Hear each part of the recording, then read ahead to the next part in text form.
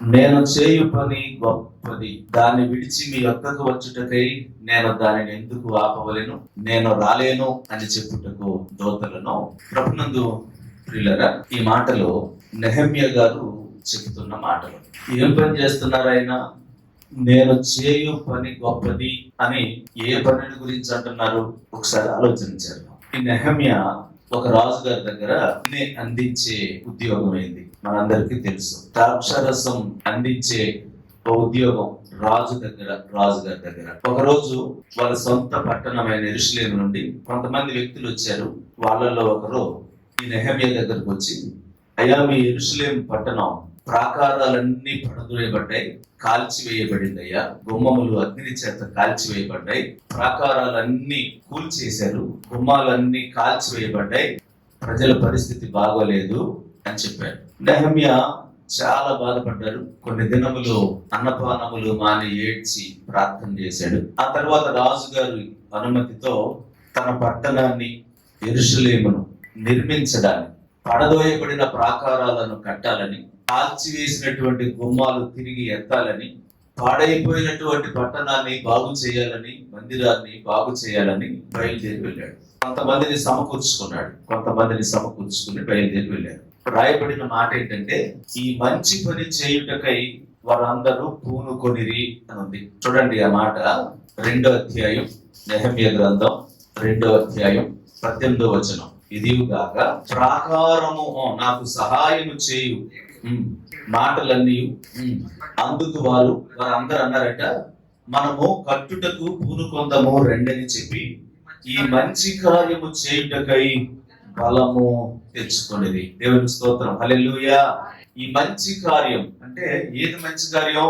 పడదోయబడిన ప్రాకారాలు తిరిగి కట్టడం, కాల్చివేయబడినటువంటి గుమ్మాలు మరలా నిర్మించడం, పాడైపోయిన దానిని తిరిగి బాగు చేయడం అనే ఈ మంచి కార్యం చేయడానికి వాళ్ళు పూనుకున్నారట, బలం తెచ్చుకుని వచ్చి ఆ పని ప్రారంభించి కడతా ఉన్నాడు. మనందరికి తెలుసు, ఏదైనా ఒక మంచి పని చేస్తా ఉంటే దాన్ని ఆటంకపరిచే వాళ్ళు ఖచ్చితంగా ఉంటారు. పాడైన దానిని బాగు చేస్తాం, కూలిపోయిన వాటిని తిరిగి కడతాం అని ఓ మంచి పని కోసం నెహెమ్యా పూనుకొని బలం తెచ్చుకుని వాళ్ళ పని చేస్తుంటే ఆటంకపరిచే బ్యాచ్ ఉంది అక్కడ. ఇది జరగనీయకుండా ఆపాలని చూసేటువంటి వాళ్ళు ఉన్నారు. వాళ్ళ పని ఎట్లాగైనా ఆపాలని ఒకరోజు నెహెమ్యాకి కబురు చేశారు. 6వ అధ్యాయంలో మొదట్లో మనం చూస్తాం. సన్బల్లటు, టోబియా, అరబీయుడైన గెషెము ఇట్లాంటి వాళ్ళు కొంతమంది అందరూ కలిసి నెహెమ్యా గారికి కబురు చేశారు. నీతో మాట్లాడే పని ఉంది, నువ్వు రా. నువ్వే పెద్ద గ్రేట్ లాగా నువ్వే ఇదో కడదామని అనుకుంటున్నావా? నీ వల్ల కాదులే కానిది, నీతో మాట్లాడే పని ఉంది, రా అని నెహెమ్యాని పిలువనంపించారు. కొంతమంది మనుషుల్ని పంపించారు. పలానా చోట కలుసుకుందాం రండి అని చెప్పి నెహెమ్యా గారికి కబురు చేశారట. అలా కబురు వర్తమానం తెచ్చిన వారితో నెహెమ్యా గారు చెప్పిన మాట ఇది. అందుకు ఏమన్నారు? నేను చేయు పని గొప్పది, ఈ పని విడిచిపెట్టి మీ దగ్గరకు నేను రాలేను. అలా ఒకసారి కాదు, 4-5 సార్లు కబుర్లు పంపించారంట. ఆయన అంటున్న మాట ఏంటి తెలుసా? నేను చేయు పని గొప్పది. దేవునికి స్తోత్రం చెప్తాం, హల్లెలూయా. పిల్లరా, నేను చేయు పని గొప్పది. ఏది గొప్ప పని అంటే, పాడైపోయిన దానిని తిరిగి నిర్మించే పని గొప్పది. కూలిపోయిన వాటిని నిలబెట్టడం గొప్ప పని. ఒక పట్టణాన్ని, ఒక మందిరాన్ని నిర్మించే పని గొప్పదని ఇక్కడ మనం చూస్తున్నాం. నేను చేయు పని గొప్పది, నేను చేసే పని గొప్పది. నన్ను ఆటంకపరిచిదిగో నా పని మాని ఇదిగో పనికి మాలినోడు కబురు చేస్తే నేను రాను. అదే సింపుల్ గా మన భాషలో చెప్పాలంటే, నేను ఇక్కడ ఓ గొప్ప పని పూనుకున్నాను, ఓ మంచి కార్యం చేయడానికి మేము బలం తెచ్చుకొని ఓ మంచి పని చేస్తున్నాం, ఈ పని వదిలిపెట్టి నేను రా అని చెప్పాడు. దేవునికి స్తోత్రం, హల్లెలూయా. స్తోత్రం చెప్దాం, హల్లెలూయా. ఉదయకాలం ఒక మాట దీనిలో నుంచి ఆలోచించి ముందుకెళ్దాం. మనలో చాలా మందికి ఏ పని గొప్పదో, ఏ పని గొప్పది కాదో తెలియదు. ఏది గొప్పది, ఏది గొప్పది కాదు, ఏ పని శ్రేష్టమైంది, ఏది శ్రేష్టమైంది కాదు, ఏది విలువైనది, ఏది విలువైనది కాదు అది తెలియని వాళ్ళు చాలా మంది ఉన్నారు. ఏది గ్రేట్ కాదు తెలియని వాళ్ళు చాలా మంది ఉన్నారు. అక్కడ ఆయన దేవుని పట్టణమైన యెరూషలేమును, ఆ మందిరాన్ని, ఆ మందిరపు గుమ్మాలు, ఆ పనికి పూనుకొని రేయింబగలు కష్టపడి పని చేస్తుంటే దాన్ని ఆపాలని, ఆటంకపరచాలని, పాడు చేయాలని చూసే ఒక బ్యాచ్ మంచిగా మనం మాట్లాడుకుందాం రా అని కబురు చేస్తే ఆయన అంటున్నారు, నేను చేసే పని గొప్పది. సాతాను, అపవాది నువ్వు ఒక మంచి కార్యానికి పూనుకుంటే ఆటంకపరుస్తాడు. మనం ఒక మంచి పని చేసేటప్పుడు వెనక్కి లాగుతాడండి. ఇక్కడ నెహెమ్యా గారు అన్న గొప్ప పని ఏంటయ్యా అంటే, పాడైనది, పడిపోయినది, కాల్చివేయబడినది తిరిగి నిర్మించడం. పిల్లరా, ఆత్మీయంగా మనం ఆలోచన చేయాలి. పడిపోయినా, పాడైపోయినా, శిథిలమైపోయిన ఓ కుటుంబ వ్యవస్థను కట్టడం ఓ గొప్ప పని. అది పాడైపోయినటువంటి ఒక వ్యక్తిని ఆత్మీయంగా నిలబెట్టడం గొప్ప పని. దానికంటే గొప్పది లేదు. దేవుని పిల్లలు ఎట్లా ఉండాలంటే, దేవుని పిల్లలు దేనికోసం పూనుకోవాలంటే, దేవుని పిల్లలు దేనికోసం బలం తెచ్చుకోవాలంటే, పాడైపోయిన, పడిపోయిన, కూలిపోయిన, కాల్చివేయబడిన ఆ ప్రాకారాన్ని తిరిగి నిర్మించడానికి నెహెమ్యా ఎలా ప్రయాసపడుతూ, ఇదిగో నేను చేయు పని గొప్పది అని అన్నారో, అంత గొప్ప పని ఏంటయ్యా అంటే, మన చుట్టూ ఉన్న, మన కుటుంబంలో ఉన్న, మన చుట్టూ ఉన్న అనేక మంది ప్రాకారాలు పడిపోయిన పరిస్థితుల్లో ఉన్నోళ్ళు, గుమ్మములు కాల్చివేయబడిన స్థితుల్లో ఉన్నోళ్ళు చాలా మంది ఉన్నారు. ప్రార్థనా ప్రాకారాలు లేవు, ఆత్మీయ ప్రాకారాలు లేవు. లోకంలో కలిసిపోయినటువంటి వాళ్ళు చాలా మంది ఉన్నారండి. చాలా మంది పాడైపోయిన స్థితిలో ఉన్నారండి. యెరూషలేము పాడైపోయినట్లుగా చాలా మంది మనుషులు పాడైపోయారు, కుటుంబాలు పాడైపోతున్నాయి. వాటిని కట్టవలసినటువంటి, వాటిని కట్టుటకు పూనుకోవలసిన పని ఉంది. ఇది గొప్పది. ఎంతకంటే గ్రేట్ లేదు, ఎంతకంటే గొప్పది లేదు.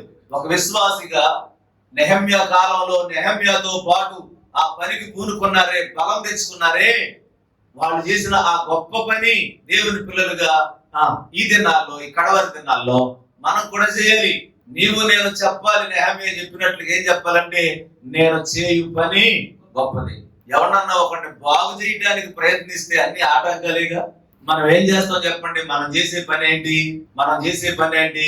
నేను గాని మీరు గాని చేసే పని ఏంటి? ప్రభువా, అందరినీ మార్చయ్యా, అందరూ మంచిగా ఉండాలయ్యా, కుటుంబాలు సమాధానంగా ఉండాలయ్యా, భార్య భర్తలు గొడవలు పడకూడదయ్యా, తాగుబోతులు తాగుడు మానేయాలయ్యా, తిరుగుబోతులు చెడ్డల వాటిని మానేయాలయ్యా, పిల్లలు బాగా చదువుకుని ప్రయోజకులు అవ్వాలయ్యా, ఆర్థికంగా కుటుంబాలు బలపడాలయ్యా. ఇంతే కదా చేసేది. ఎందుకంటే ఏం చేస్తాం మనం?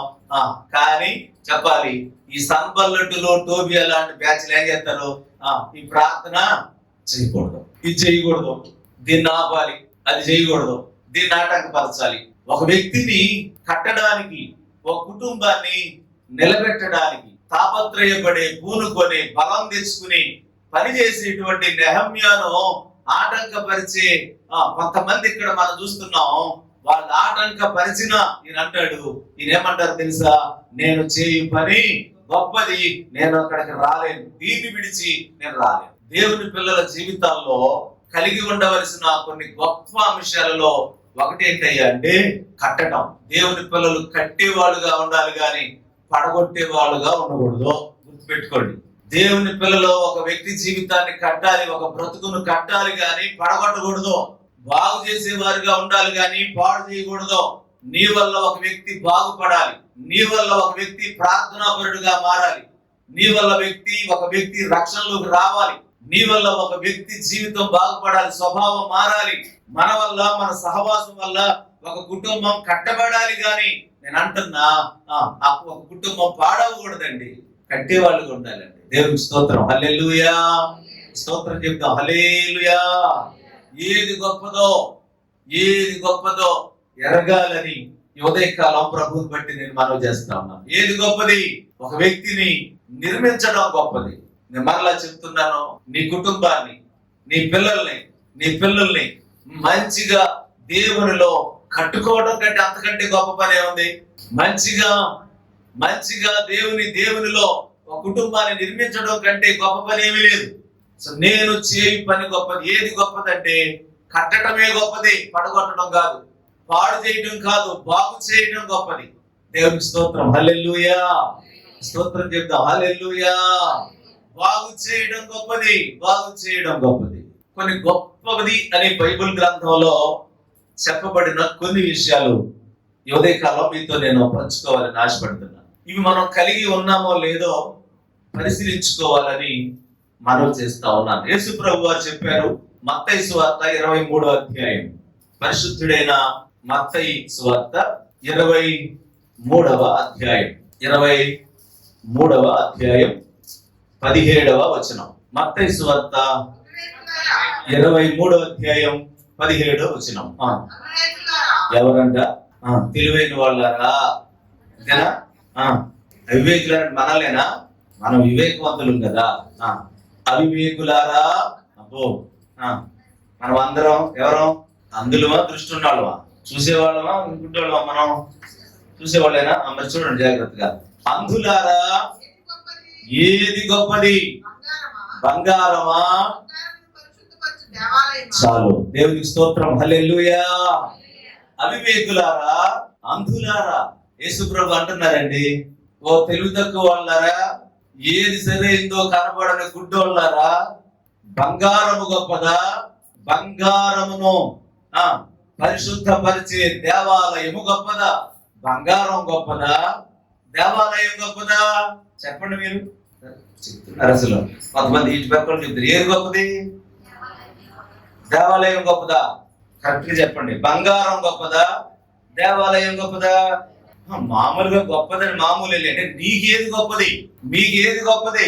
బంగారం గొప్పదా? దేవాలయం గొప్పదా? మీ దేవాలయం గొప్పదంటే ఇంకో ప్రశ్న వేస్తాను నేను వెంటనే. మరి మీకు ప్రశ్న వేస్తాను నేను. ఒక్కొక్క వ్యక్తికి ఒక్కొక్కటి గొప్పది. ఒక వ్యక్తికి ఒక్కొక్కటి గొప్పదండి. తాగే వాళ్ళు ఉన్నారు అనుకోండి, ఒక మంచి సీసా దొరికింది అనుకోండి, ఇక దానికంటే గొప్పది ఏది లేదు అసలు. ఆయనకి అదే గొప్పది. అట్లా ఒక్కొక్కడికి ఒక్కొక్కటి గొప్పది. ఇక్కడ ప్రభు అంటారు, ప్రభు ఏమని అడుగుతారంటే, వాళ్ళే అవివేకులారా, అంధులారా, బంగారము గొప్పదా? బంగారమును పరిశుద్ధపరిచి దేవాలయం గొప్పదా? వాళ్ళంట ఆ పై వచనంలోనే మనకు కనబడింది. వాళ్ళు చాలా మంది అంట దేవాలయము తోడు అని ఒట్టు పెట్టుకుంటే ఏమీ లేదు, కానీ దేవాలయంలో ఉన్న బంగారం తోడు అని ఒట్టు పెట్టుకోకూడదంట. ఆనాటి ప్రజలు దేవాలయము కంటే దేవాలయములో ఉన్న బంగారమునకి ఎక్కువ విలువిస్తున్నారంట. ప్రభు వారితో మాట్లాడుతూ యేసయ్య చెప్పిన మాట, అవివేకులారా, తెలివి తక్కువ వాళ్ళారా, వినండి, బంగారము గొప్పదా? దేవాలయం గొప్పదా అని చెబుతూ, బంగారం కాదయ్యా, దేవాలయమే గొప్పది, దేవుని మందిరమే గొప్పది. దేవునికి స్తోత్రం, హల్లెలూయా. ప్రార్థనా స్థలం గొప్పది, ప్రార్థించే సంఘం గొప్పది, ప్రార్థించే సంఘం గొప్పది, ప్రార్థనా మందిరం గొప్పది, ప్రార్థనా స్థలం గొప్పది. బంగారం కంటే, విలువైన వాటి కంటే మందిరం గొప్పదయ్యా. ఓ అవివేకులారా, అందులారా, ఇది పరలోకపు గవిని, మహోన్నతుడైన దేవుడు నివసించి స్థలం ఇది. దేవాలయం గొప్పది, ప్రార్థించే స్థలం, ప్రార్థించే సంఘం గొప్పది అని చెప్తున్నాడు. ఇప్పుడు నెహమ్యా దగ్గరికి పోతాం. నెహమ్యా ఏమన్నారు? నేను చేయు పని నాకు కట్టడమే గొప్పది, నేను ఈ పడిపోయిన ఈ గుమ్మాన్ని నిలబెట్టడమే గొప్పది. ఇదిగో నాకు ఇదిగో ఇతన్ని వ్యసనపరుడైన ఈ తాగుబోతున్న మార్చడం కంటే నాకు వేరే పని లేదు, నాకు ఇదే గొప్పది అని అనుకున్నాను కదా, నాకు నేర్చుకున్నాను. ఇప్పుడు నేను ఏమంటానంటే, దేవాలయం గొప్పది కదా, దేవాలయం గొప్పది కదా. నెహమ్యా గొప్పదైన ఆ పనిని విడిచి ఇంకా వేరే పనికి వెళ్ళడానికి, వేరే వాడు పిలిస్తే మాట్లాడడానికి కూడా ఇష్టపడలే.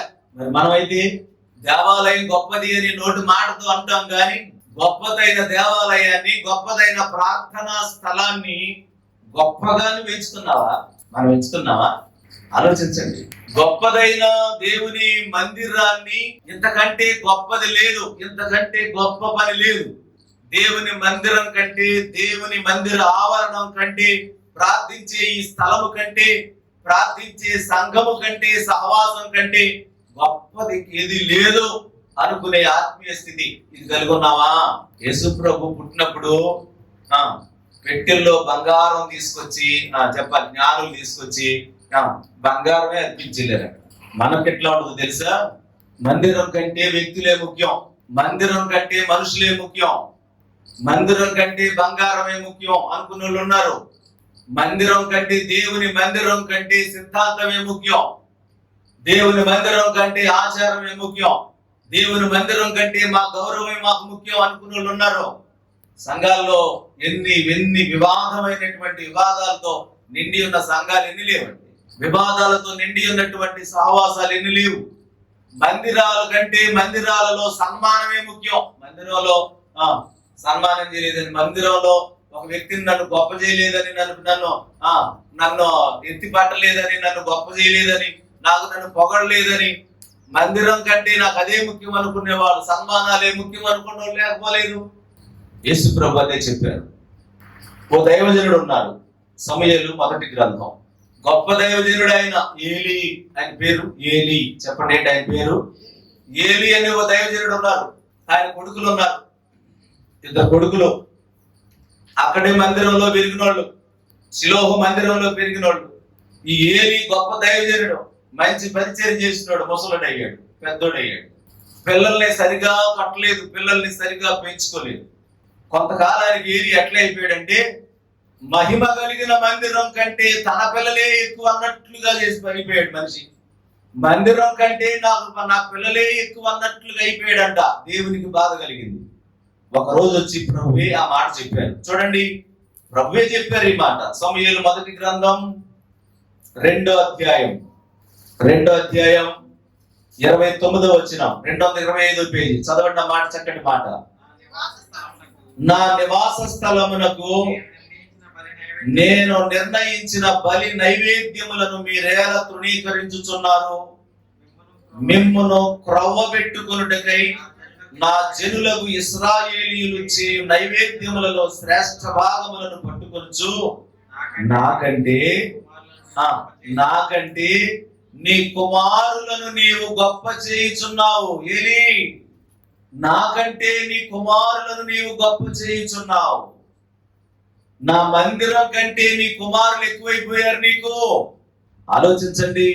యేసు ప్రభు ప్రశ్నించారు ఆనాటి పరిసయ్యులను, సద్దూకయ్యులను, ఓ అవివేకులారా, అందులారా, బంగారము గొప్పదా, దేవాలయం గొప్పదా? దేవాలయం గొప్పదే. పాత నిబంధన గ్రంథంలో ఏలీ అనే దైవజనుడు ఎలా అయిపోయారయ్యా అంటే, దేవాలయం కంటే తన కుమారులే ఎక్కువైపోయారు. ఆయనకి దేవాలయం అపవిత్రమైపోతుందయ్యా, నీ పిల్లల వల్ల దేవాలయం అపవిత్రమైపోతుంది. నీ ఆలోచన వల్ల దేవునికి రావాల్సిన మహిమ రావట్లే. మీరు చేసే పనులు దేవునికి అవమానం కలిగిస్తున్నాయి. నా పిల్లలు బలం పొందాలి, నా పిల్లలు బాగా తినాలి, దేవాలయం ఏమైనా పర్లే, దేవాలయం అపవిత్రమైనా పర్లే, దేవునికి రావాల్సిన మహిమ పోయినా పర్లే, నా పిల్లలే నాకు చాలు, నా పిల్లలే నాకు ముఖ్యం, నా పిల్లలు గొప్పలు అవ్వాలి, మందిరం ఏదైనా నాకు పర్లే అన్నట్లుగా తయారయ్యాడు ఏలీ. ఆలోచించండి, ఏమైంది? దేవుని కోపం వారి మీదకి వచ్చింది. దేవుని కోపం వారి మీదకి వచ్చింది. ఒక్కరోజే చచ్చిపోయారండి అందరూ, ఒక్కరోజే చచ్చిపోయారండి. ఉదయకాలం ప్రభునందు ప్రియులారా, ఏది గొప్పది నీ జీవితంలో? దేనిని గొప్పగా, ఏ పని గొప్పగా, ఏది గొప్పగా నీవు పరిగణిస్తున్నావు? ఒకసారి ఆలోచించండి. నెహెమ్యా అన్నారు, నేను చేయు పని గొప్పది, కట్టడం గొప్పది, బాగు చేసే పని గొప్పది, దేవుని మందిరమే గొప్పది, దేవుని మందిర పరిశుద్ధతే గొప్పది, పవిత్రంగా నిలవటమే గొప్పది. ఈయన చేసిన పని ఏంటంటే, ఏలీ చేసిన పని దేవునికి కోపం కలిగించే చిన్న పనులు కొడుకులు చేసిన, కొడుకులు సంతోషం కోసం పోనీలే అనుకున్నాడంట. పిల్లల మీద ప్రేమ ఎక్కువై ఇది దేవునికి కోపం తెప్పించే పని, ఇది దేవునికి ఇష్టం లేని పని అని తెలిసి కూడా పిల్లల్ని మందలించలేదు, లైన్ లో పెట్టలే. అందుకే ప్రభువే చెప్తున్న మాట, నాకంటే నీ పిల్లలే నీకు గొప్పలుగా కావాలనుకున్నావయ్యా ఏలీ, ఇది కరెక్ట్ కాదయ్యా. ప్రభు ఏమన్నా తెలుసా? ఆ తర్వాత వచ్చింది, నన్ను ఘనపరచు వారిని నేను ఘనపరుస్తాను అన్నారు. నన్ను ఘనపరచు వారిని నేను ఘనపరుస్తాను, నన్ను తృణీకరించు వారిని నేను కూడా తృణీకరిస్తాను అని చెప్పారు.